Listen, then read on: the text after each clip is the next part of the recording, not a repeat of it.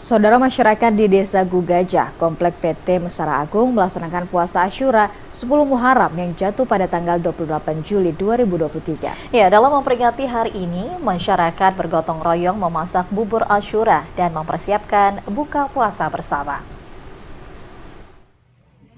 Masyarakat di Desa Gugajah, Komplek PT Mesara Agung melaksanakan puasa Asyura 10 Muharram yang jatuh pada tanggal 28 Juli 2023. Dalam memperingati hari ini, masyarakat bergotong royong memasak bubur Asyura dan mempersiapkan buka puasa bersama.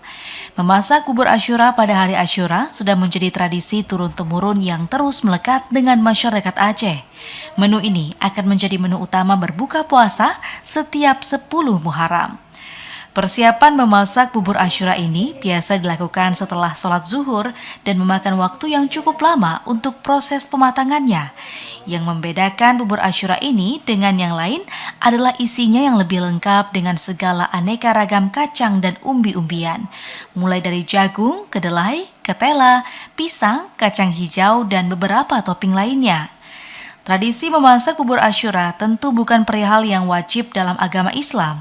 Namun tradisi ini memberikan banyak hal positif bagi masyarakat, seperti memperkuat silaturahmi, bergotong royong, dan membangun komunikasi yang baik antar warga.